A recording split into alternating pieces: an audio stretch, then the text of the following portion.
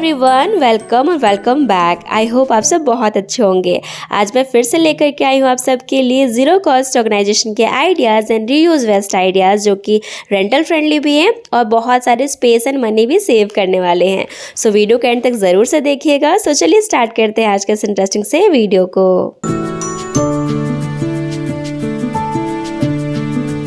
Cupboard में अगर हम कपड़े कुछ इस तरीके से रखते हैं ना, तो कभी भी कपड़ा टाइम पे मिलता नहीं है। और बच्चों के तो खास करके एक कपड़ा अगर आपको ढूंढना है ना, तो सारे कपड़े को बाहर निकालना पड़ता है, तब जा करके वो एक कपड़ा मिलता है और वापस हम इसी तरीके से रख देते हैं।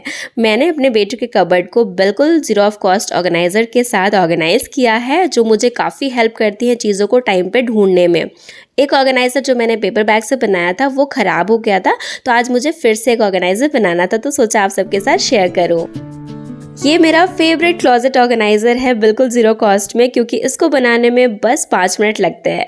तो मेरे पास ये कैरी बैग था, उसको मैंने कट कर लिया था। थोड़ा छोटा साइज़ में था, लेकिन जिस काम के लिए मैं इसको बना रही हूँ उसके लिए परफेक्ट है। तो इसको मैंने कट कर लिया था 2 पार्ट्स में, और इसको थोड़ा सा स्ट्रॉन्ग बनाने के लिए ना मैंने फेविकॉल से दोनों पार्ट को एक दूसरे से चिपका दिया। सामने की तरफ से सारे कपड़े आराम से विजिबल हो, इसके लिए मैंने सामने से ना इस तरीके से इसमें कट लगाए हैं। और थोड़ा सा इसको भी स्ट्रॉन्ग करने के लिए जो कटिंग वाले पार्ट बच गए थे ना, उसको कट करके मैंने इसमें चिपका दिया था। तो देखिए, एक बहुत ही बढ़िया सा ऑर्गेनाइजर मेरा बनके रेडी हो गया है। इस टाइप के कैरी बैग अगर आपके पास बड़े साइज़ के हैं ना, तो आराम से आप अपने भी कपड़े इसमें ऑर्गेनाइज करके रख सकते हो। बट छोटे साइज़ के ऑर्गेनाइज़र बच्चों के लिए परफेक्ट होते हैं। तो देखिए, एक मेरे पास ऑर्गेनाइज़र पहले से था, तो उसमें भी मैंने अपने बेटों के कपड़े इसी तरीके से ऑर्गेनाइज कर लिया। और देखिए, बहुत ईजिली सारे कपड़े ऑर्गेनाइज हो गए। और सबसे अच्छी बात है कि सारे कपड़े विजिबल हैं। आपने इस तरीके से रखा है इनको, तो आराम से आपको दिखेंगे कि आप कौन से ऑर्गेनाइज़र में कौन से कपड़े ऑर्गेनाइज करके आपने रखा है। और कबर्ड भी आपका बहुत ही ज़्यादा नीट एंड क्लीन लगने वाला है।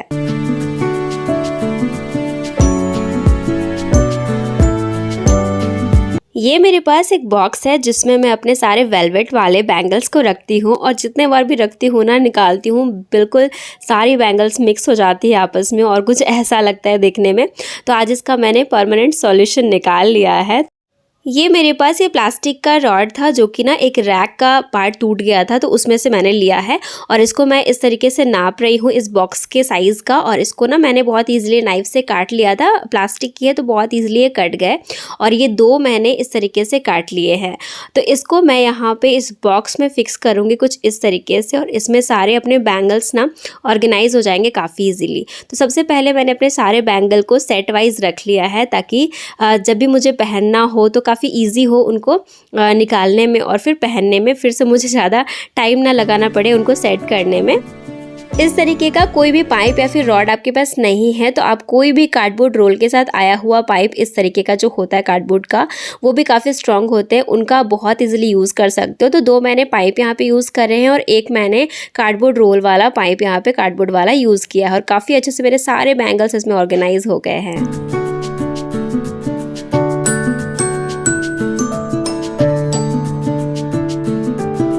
हमारा घर छोटा हो या फिर बड़ा हो, स्टोरेज की प्रॉब्लम ना हमेशा से ही रहती है। तो ये एक रैक था जो बेटू का था, और इसका ही पार्ट मैंने यूज़ किया है बैंगल ऑर्गेनाइज करने के लिए। ऊपर का पार्ट टूट गया था, तो मैंने उसको वहाँ पे यूज़ कर लिया।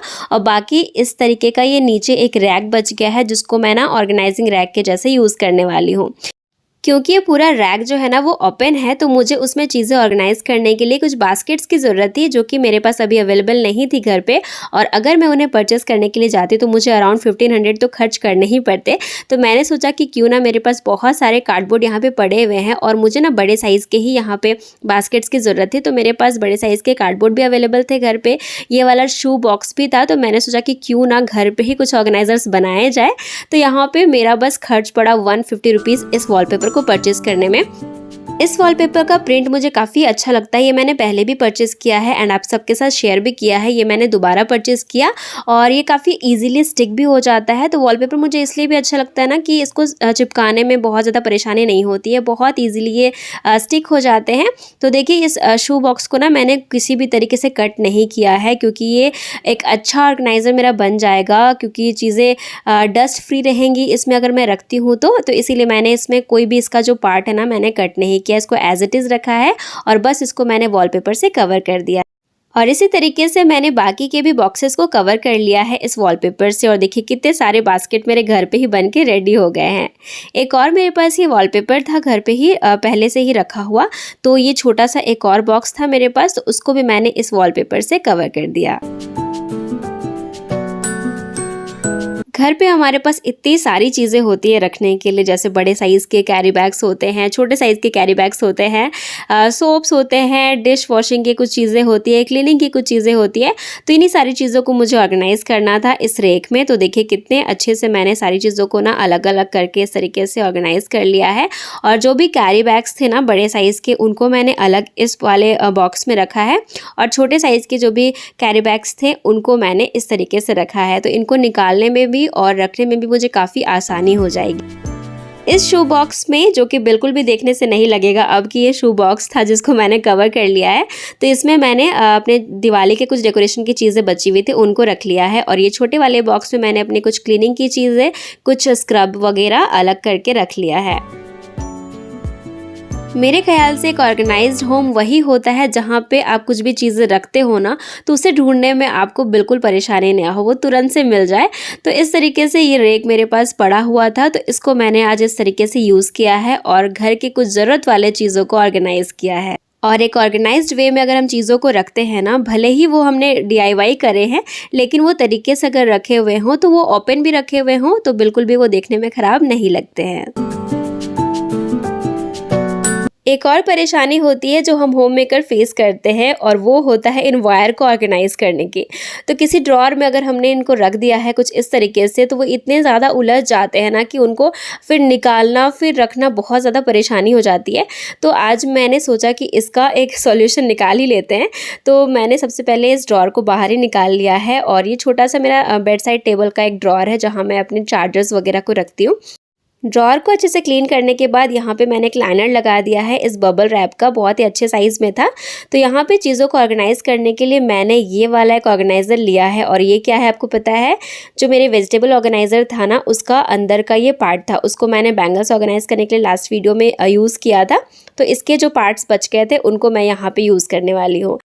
अगर आपके पास इस टाइप के कोई ऑर्गेनाइजर्स नहीं है, तो आप इसके जगह पे फूड कंटेनर्स का यूज़ कर सकते हो। जो पार्सल में हमने फूड मंगाए होते हैं, प्लास्टिक के होते हैं, उनका बहुत इजीली किसी भी ड्रॉअर को ऑर्गेनाइज करने के लिए यूज़ कर सकते हो। 4 तो यहाँ पे मेरे पास थे जो काफ़ी अच्छे से फिट हो गए थे। जो बाकी स्पेस बचा वहाँ पे मैंने ना प्लास्टिक की टिफ़िन का यूज़ किया है, और वो भी काफ़ी परफेक्टली यहाँ पे फिट हो गया था। चार्जर्स को रोल करने के लिए मैं बहुत इजी तरीका ही फॉलो करती हूँ, उस तरीके से इसका रोल बना लेती हूँ। अगर मेरे पास कुछ चीज़ें हैं जिससे मैं इसको फिक्स कर सकती हूँ तो बहुत अच्छी बात है, नहीं तो मैं चार्जर्स के ही एंड पार्ट को ना अंदर से बाहर की तरफ निकाल देती हूँ, तो ये ऑटोमेटिक अटक जाते हैं, फिक्स हो जाते हैं। और देखिए कुछ इस तरीके से मैंने इस छोटे से ड्रॉअर को बहुत ही अच्छे से ऑर्गेनाइज़ कर लिया। आप लोगों को ये आइडिया कैसा लगा मुझे ज़रूर से बताइएगा कमेंट सेक्शन में।